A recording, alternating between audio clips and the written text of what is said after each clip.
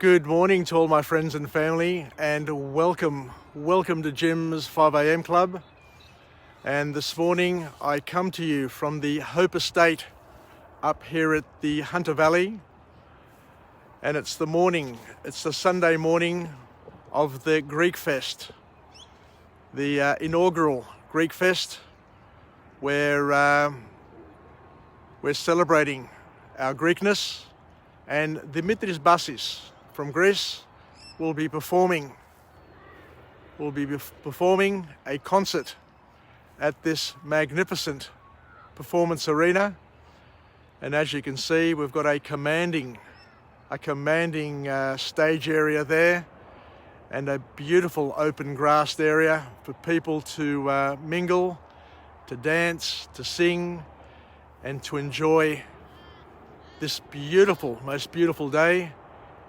It was raining yesterday, and we were worried that would be raining today as well, but it's turned out to be a most perfect day. And as you can see, I was surprised with a number of beautiful hot air balloons that have taken to this beautiful blue sky and are peppering the sky all around. And I've said to myself that I'm going to organise wherever possible to get up there with my beautiful wife Paula and experience the magic of drifting up on high and enjoying whatever we've got to celebrate. Don't know if you can see down there, but there's a mob of kangaroos. So there are kangaroos on this estate, and it's absolutely glorious. Let me just pan around and just show you once again the performance area.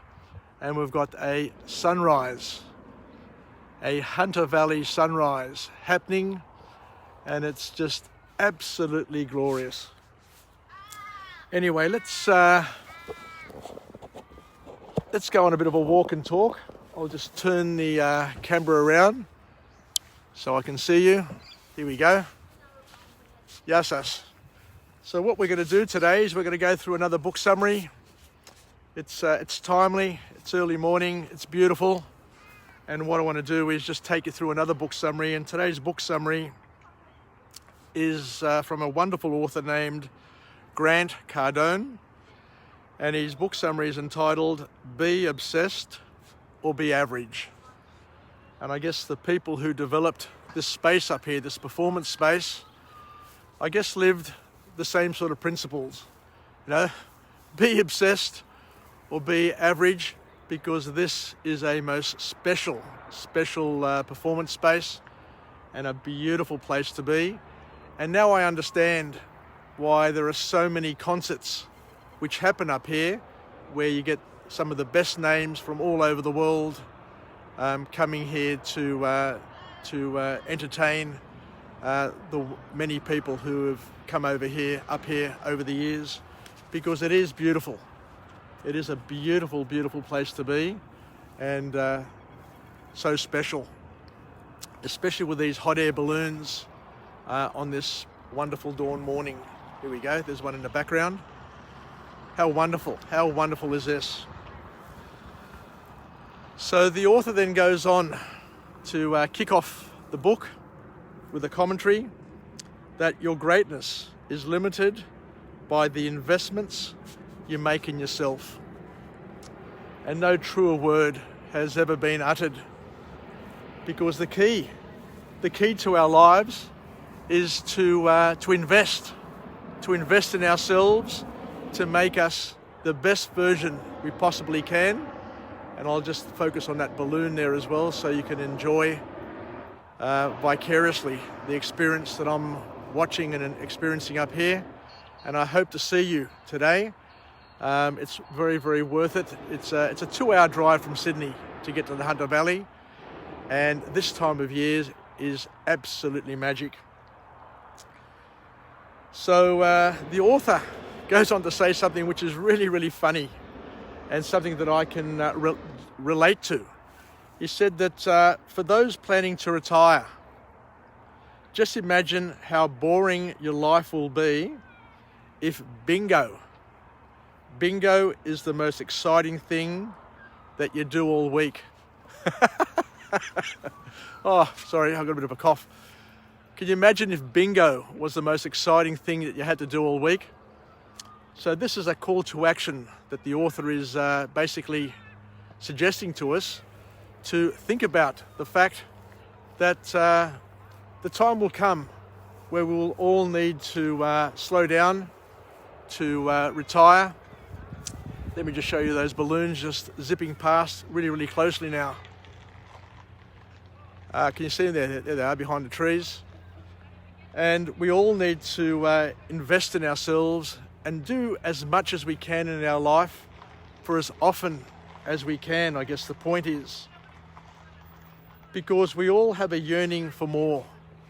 And my yearning this morning, once I saw this sunrise, and once I saw those hot air balloons up there in the sky, was for me too, one day to get up there with my wife and just enjoy that experience. But the author says that at the end of the day, we have a greater energy. We're able to generate a lot more energy in our lives and receive a better balance in our life as well if you become obsessed. We need to be obsessed in order to get things done, you know, because if you're too relaxed, I guess the point is that coming from the author, if you're too relaxed, then you never get round to doing anything. The trick that I've learnt whenever I travel overseas to Greece, for example, is what I like to do is I like to go for a 2 or 3 week period, because I know that if I go for a shorter amount of time, I'll do a lot more things because I'll be a lot more focused with what I'm doing. So the author here, as a call to action, tells us that if you want to get things done in your life, you need to become obsessed. Otherwise, you'll be too chilled and you won't get anything done.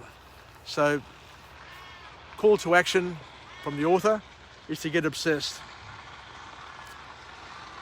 Because the author then goes on to say, and I love this quote because this is me to a T. When you get tired, you have 2 choices.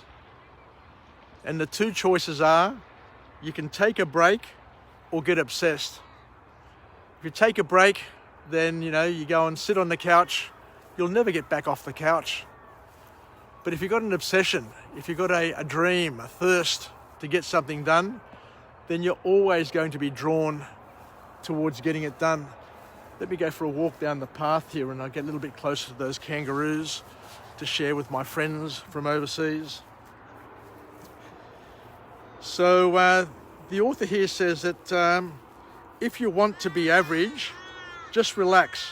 But if you want to be extraordinary, you need to unleash. You need to unleash your power of obsession. So, and the way you do it, according to the author, is that your work, the things that you work on, will energize you as opposed to exhaust you. If you're working and you love what you're doing, then your work will energize you. And just like I get energized with my 5 a.m. clubs, if you learn to love what you do, it's not necessarily doing what you love, but I learnt from a very young age that happiness is a state of mind. So what the author is saying here is that if you learn to love what you do and you love what you do, then you're going to be energized and you're never going to be exhausted. So we need to recenter ourselves on our purpose and connect with our energy.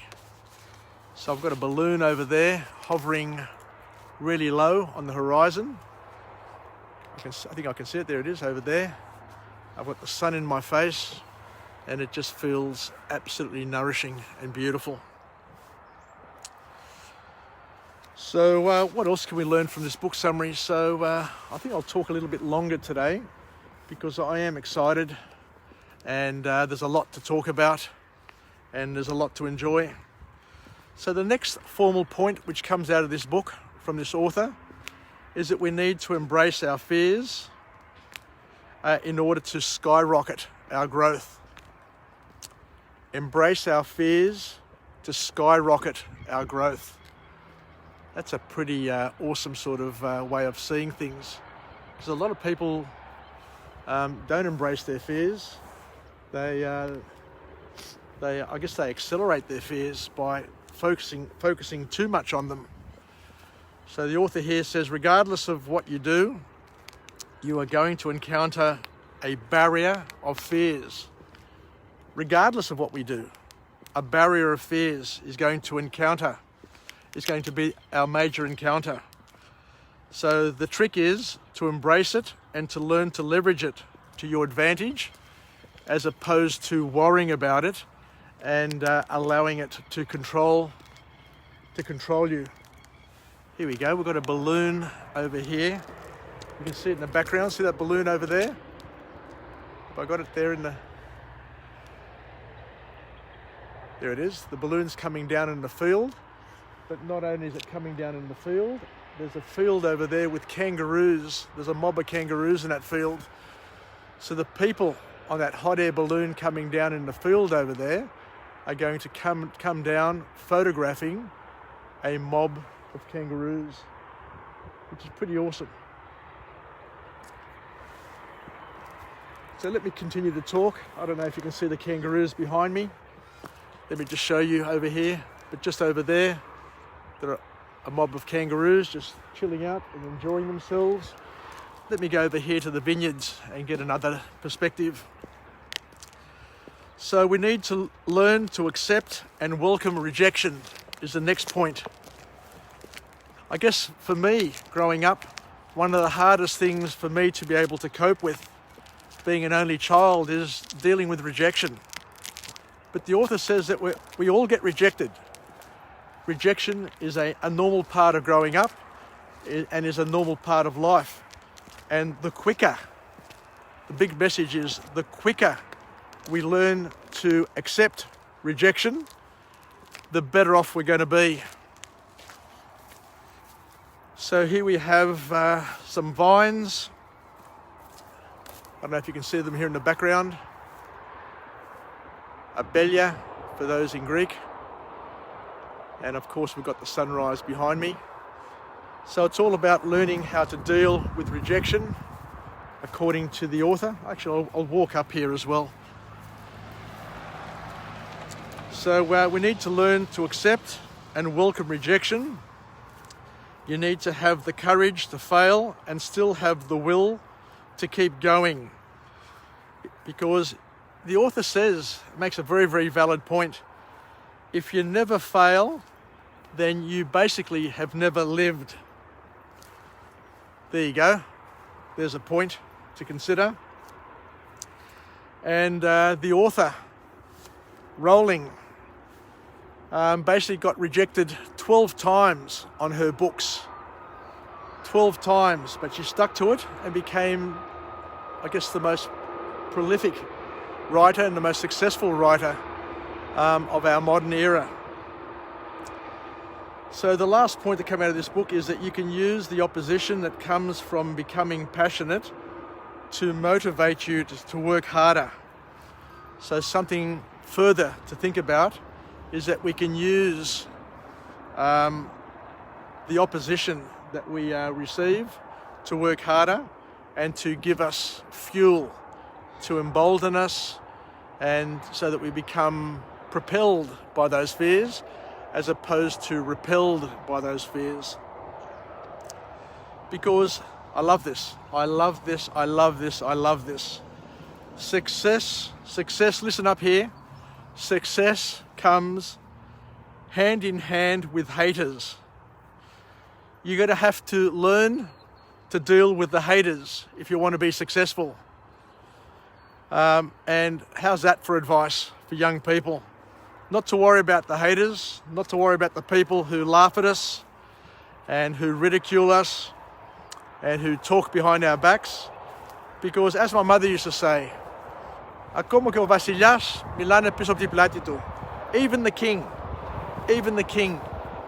my mother used to say, people talk behind their backs. So don't worry about the haters. Just get on with your mission, get on with what you're doing, and as we said, just do what you have to do, because a sign of your success is shown by the number. Is shown by the number of the haters that you have. Learn to become stronger in the face of fear and be resilient. It's important to become resilient. Here we have another balloon coming down in that field behind me. I don't know if you can see it. So there's two balloons over there, and what happens is a truck or a truck comes and picks up the balloon and picks up the people. So we've got more and more people just coming up the driveway, wondering what's happening here. So I'll just keep on filming. I might get told off, but it doesn't matter. And you probably see behind me there the kangaroos coming up the path. The balloons are coming down behind me. Can you see it there? Balloons are coming down behind me in a field with mobs of kangaroos in it. Can't get any better than that. And that's why I want to do it one day. So the last point to come out of this book is you need to stand strong in the face of rejection. And by doing that, by standing strong in the face of rejection, you will become stronger. And you'll be able to withstand with rejection and basically not worry about it. So I think I'll leave it there. So let's go back for a walk. I'll go back up to the car and drive off and go and find another location to do another 5 a.m. club. But we'll finish off with a positive affirmation. I'm alive, I am well, I feel absolutely great. To my friends and family, stay connected, stay relevant, stay reasonable. And come on up here to the Hunter Valley.